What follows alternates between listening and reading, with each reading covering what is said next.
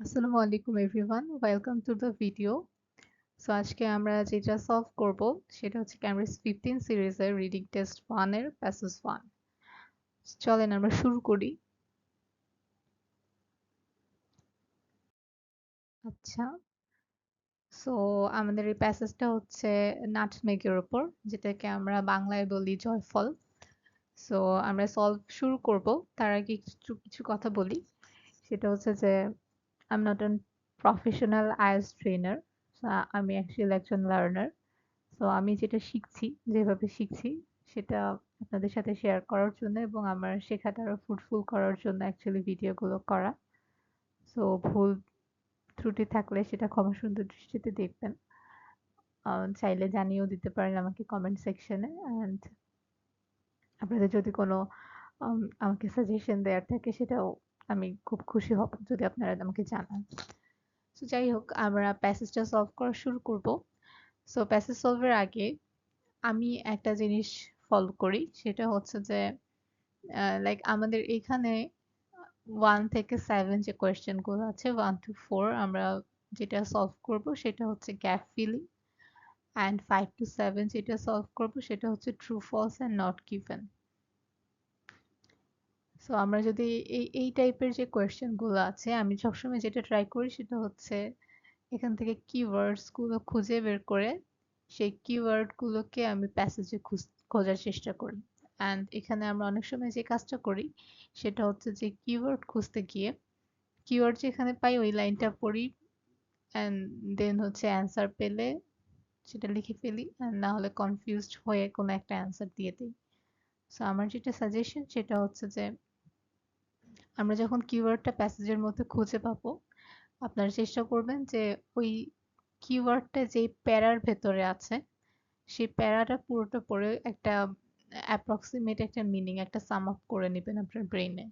সেটা যেটা হবে যে আপনার ওই প্যাসেজের ওই প্যারাটার যদি অ্যান্সার থাকে তাহলে খুব ভালোভাবে আপনি সেটা বুঝতে পারবেন, অ্যান্ড পরবর্তীতে যখন আরো কোয়েশ্চেন সলভ করবেন সেটা যদি ওই প্যারা থেকে আসে আপনি খুব তাড়াতাড়ি ক্যাচ করতে পারবেন।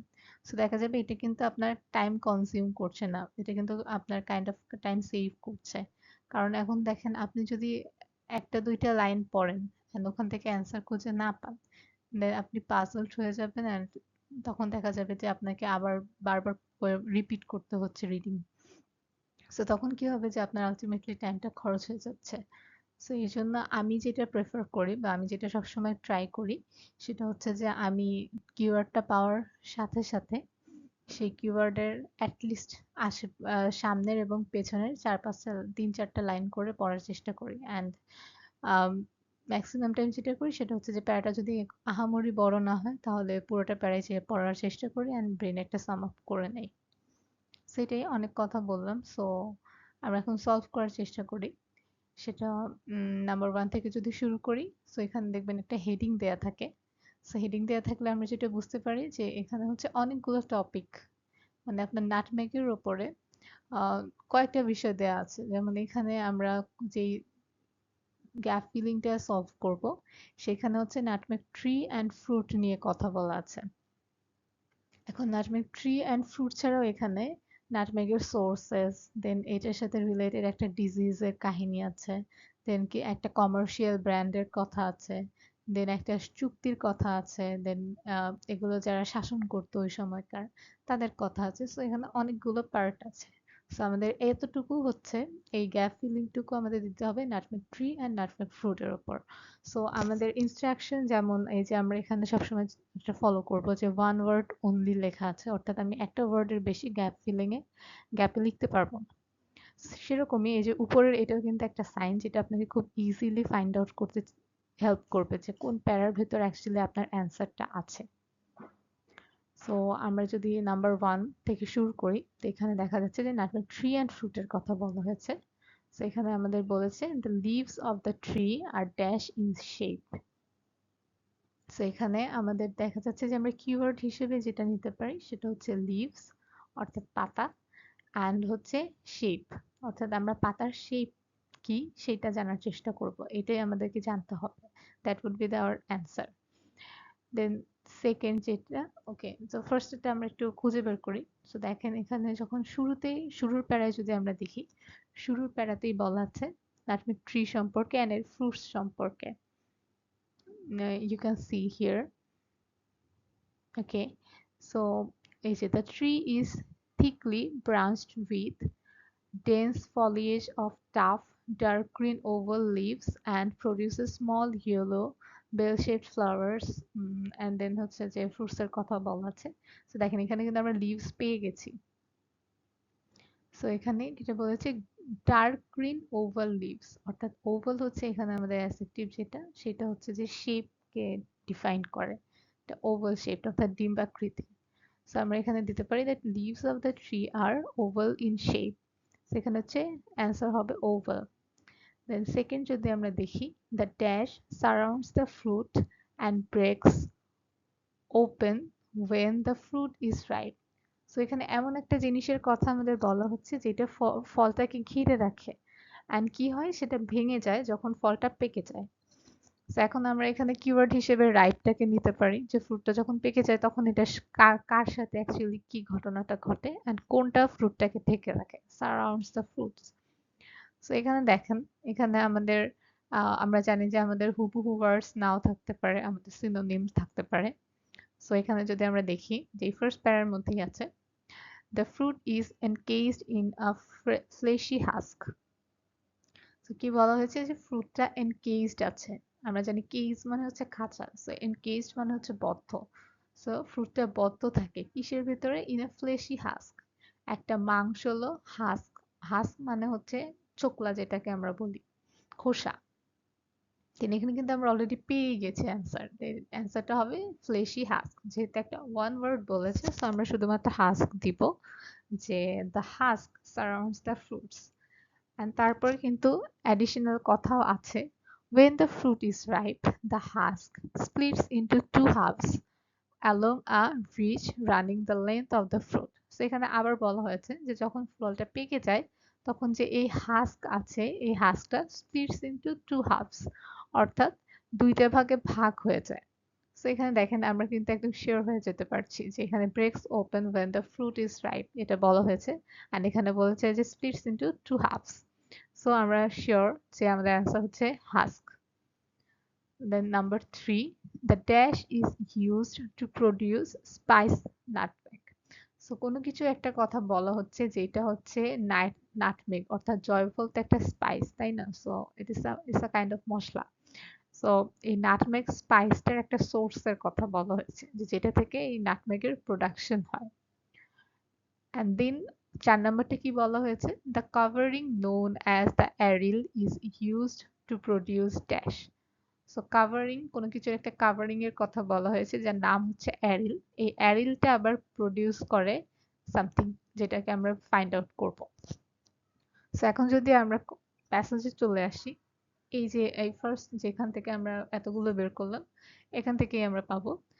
আম, এই যে এখান থেকে যদি আমরা দেখি, when the fruit is sorry inside in a purple brown shiny seed, যেখানে একটা সিডের কথা বলা হয়েছে, যে ফ্রুটের ভেতরে একটা পার্পল ব্রাউন শাইনি সিড আছে, যেটা হচ্ছে এরকম কিছু এর দেওয়া আছে, মেজারমেন্ট দেওয়া আছে, surrounded by a lacy red or crimson covering called an aril. So এই যে এখানে অ্যারিলের কথা বলা হয়েছে, যেটা আমরা 4 নাম্বার কোয়েশ্চেনে দেখলাম।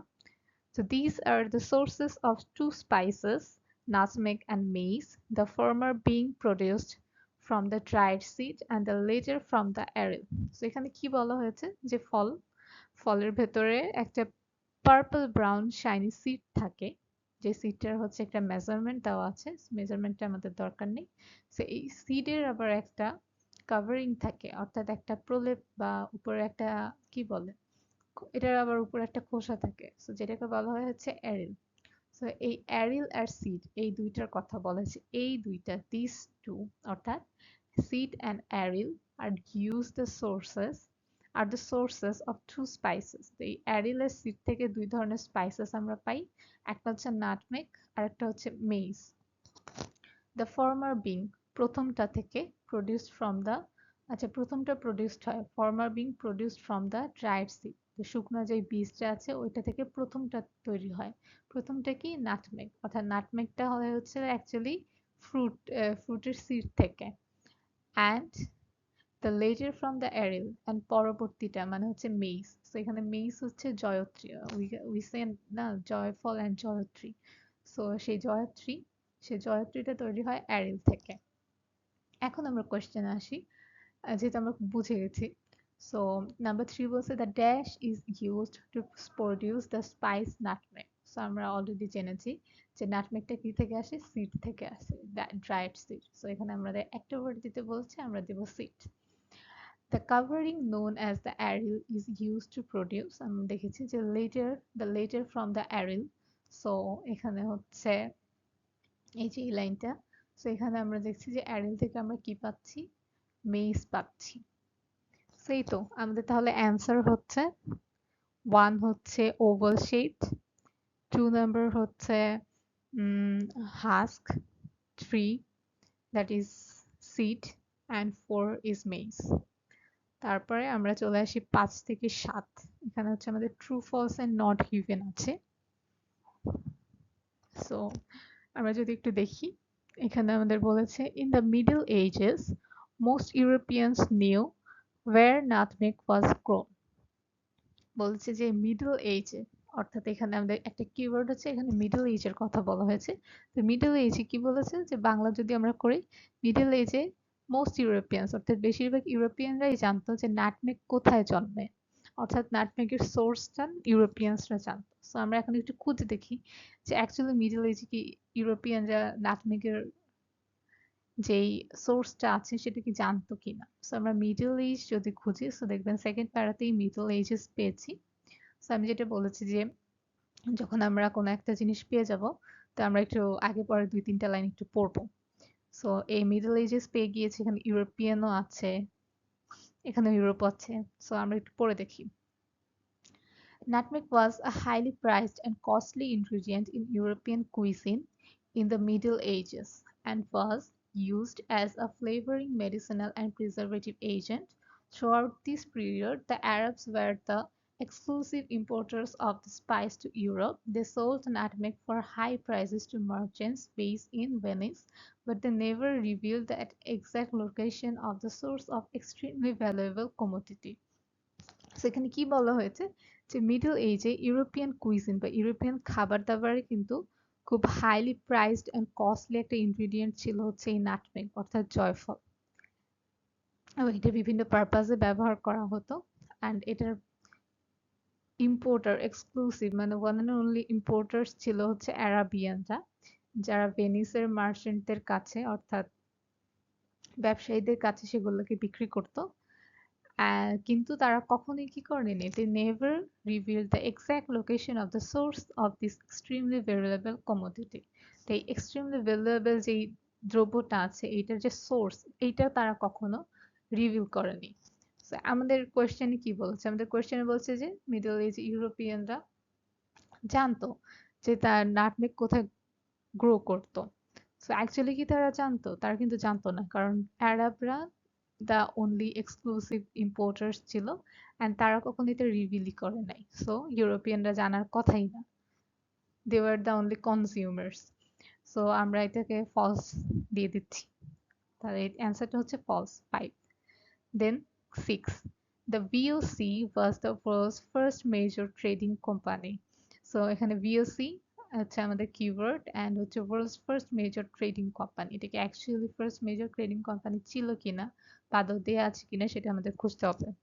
সো নেক্সট প্যারা দেখি আমরা, ফোর্থ প্যারায় দেখা যাচ্ছে যে 1602 সালে এখানে Dutch merchants founded the VOC.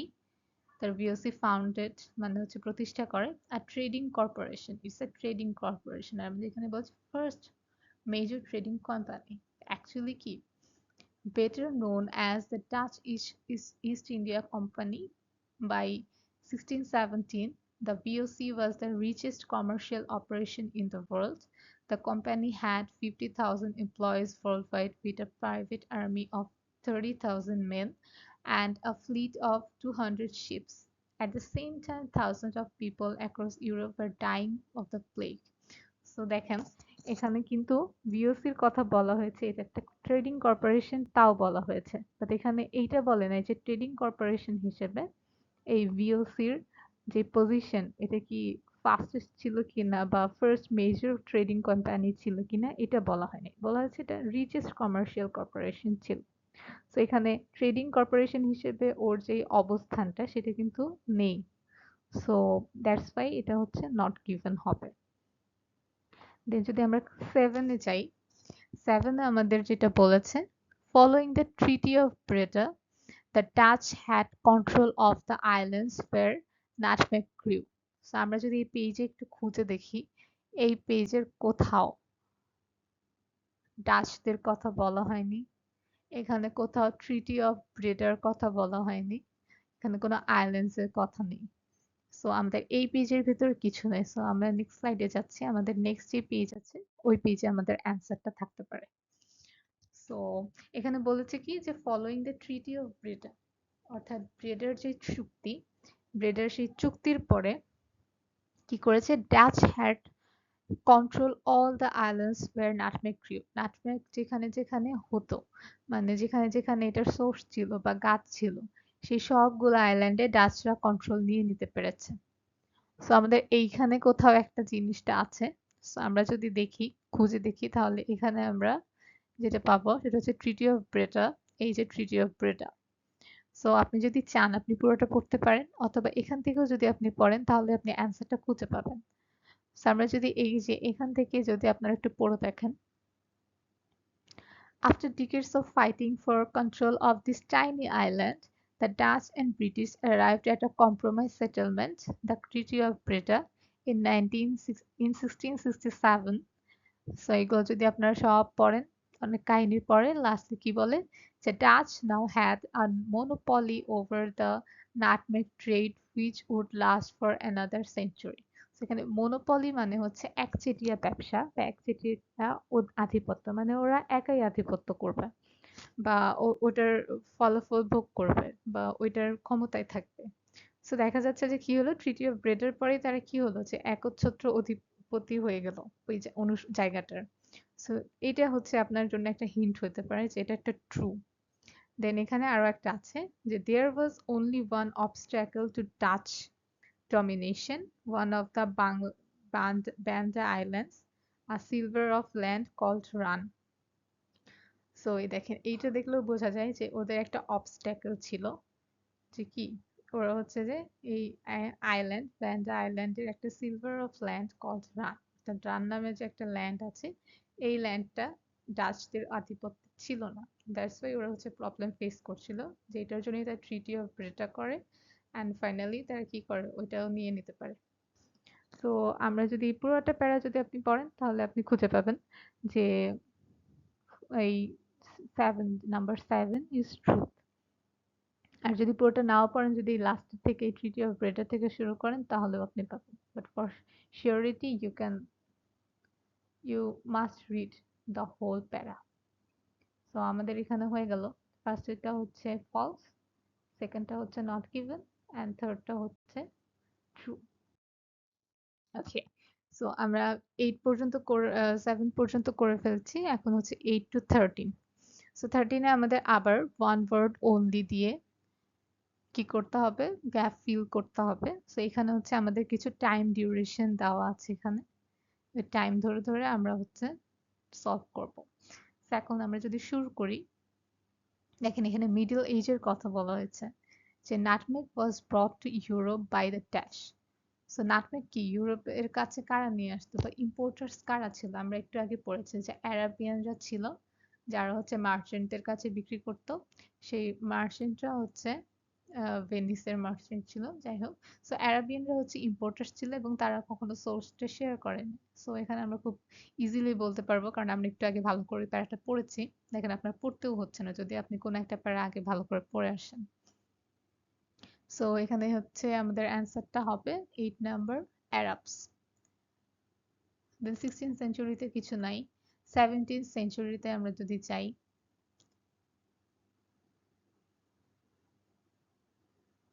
So 17th সেঞ্চুরিতে কি হয়েছিল, যে এখানে demand for nutmeg grew as it was believed to be effective against a disease known as the dash.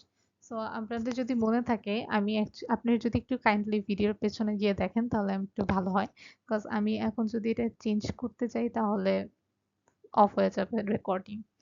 So আমি একটু যদি আপনাদেরকে মনে করিয়ে দিই যে ফোর্থ প্যারা যেখানে আমরা ভিওসি নিয়ে কথা বলছিলাম ওখানে পরে বলেছে যে ওখানে অ্যাট দ্য সেম টাইম ইউরোপিয়ানরা একটা রোগ নিয়ে ভুগছিল যেটা হচ্ছে প্লেগ, অ্যান্ড ডক্টররা এটা নিয়ে খুবই ডিস্টার্ব ছিল যে এটাকে কিভাবে স্প্রেডটা অফ করা যায়, অ্যান্ড দ্যাট টাইম তারা বলেছিল যে এই নাটমেগ এটার একটা কিউর হতে পারে।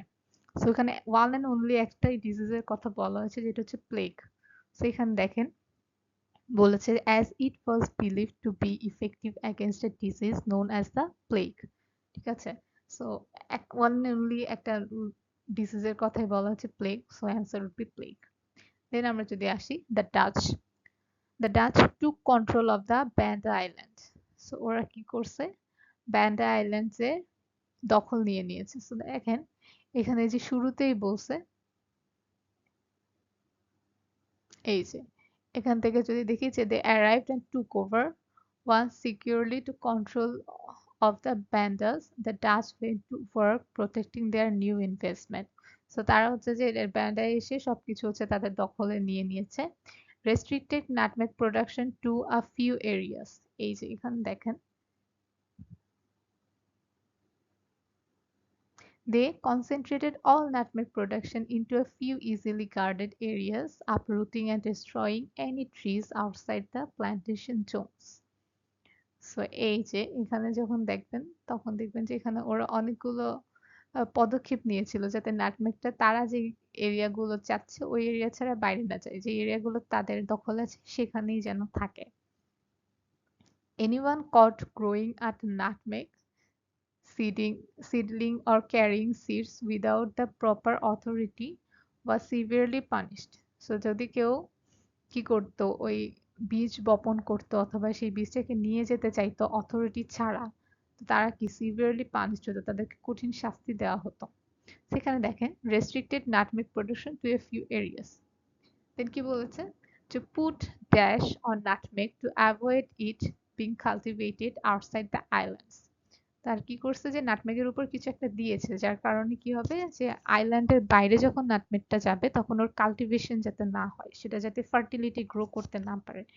সো এখানে দেখেন আমি বলেছে এই যে রেস্ট্রিকশনের পরে পানিশমেন্টের পরে বলেছে in addition all exported nutmeg was covered with lime. অর্থাৎ কি বলেছে যে লাইম দিয়ে এগুলোকে কভার করা হতো to make sure there was no chance to fertile seed which could be grown elsewhere would leave the islands। So দেখেন এখানে বলছে যে ফার্টিলের কথা বলেছে আর এখানে বলছে কাল্টিভেশনের কথা, so they are kind of synonym here. So এখানে আমরা বলতে পারি যে কি বলছে যে কভারড উইথ লাইম, আর এখানে বলছে put dash on nutmeg. So এখানে কি হবে, লাইম। সো লাইম দিয়ে তারা হচ্ছে কভার করতো আর নাটমেগের উপর লাইম দিত যাতে হচ্ছে এটা বাইরে কাল্টিভেশন না হয়। Finally obtained the island of dash from the British। তো তারপর কি হলো, ওরা হচ্ছে bender one of the Banda Islands a silver of land called Run। তার মানে কি হচ্ছে ব্যান্ডার কিন্তু অনেকগুলো আইল্যান্ড ছিল, তার মধ্যে একটা আইল্যান্ড ছিল রান যেটা হচ্ছে ওদের আয়ত্তে ছিল না। সো এখানে অ্যান্সার কিন্তু হবে রান, নট ব্যান্ডা। সো তারা কি হলো যে ফাইনালি এটাকে তারা অ্যাচিভ করতে পারে, and that was their ultimate goal. তারপরেই তারা ওই যে মনোপলিটা পেয়ে ফেলে, অর্থাৎ একচেটিয়া আধিপত্য পেয়ে ফেলে। অ্যান্ড লেট 18th সেঞ্চুরি, অর্থাৎ এই যে 18th সেঞ্চুরির কথা যে বলা হয়েছে 1770 থেকে শুরু হবে। So nutmeg plants were secretly taken to. So একটু আগে আমরা যেটা পড়লাম যে রেস্ট্রিক্টেড ছিল, যে নাটমেগ ওই আইল্যান্ডের বাইরে যেতে পারবে না বা কেউ ওখানে গিয়ে বীজ বপন করতে পারবে না প্রপার অথরিটি ছাড়া। সো এখানে যেটা হয়েছে যে এটা সিক্রেটলি কেউ একজন নিয়ে গেছে। তো এই যে so a Frenchman named Pierre Poivre successfully smuggled nutmeg plants to safety in Mauritius। সেই মরিশাসে নিয়ে চলে গিয়েছে কে, এই একজন ফ্রেঞ্চম্যান। সো এই দেখেন plants were secretly taken to Mauritius and then 1778 half of the Banda Islands nutmeg plantation was destroyed by a dash. So এখানে একটা ডিজাস্টারের কথা ওরা চাচ্ছে যে অর্ধেক ব্যান্ডা আইল্যান্ডের অর্ধেক যে নাটমেগ প্ল্যান্টেশন ছিল সেটা ডিস্ট্রয় হয়ে গিয়েছে কোনো একটার জন্য। সেখানে যদি আমরা কোনো একটা ডিজাস্টার খুঁজে বের করি সেখানে দেখা যাবে যে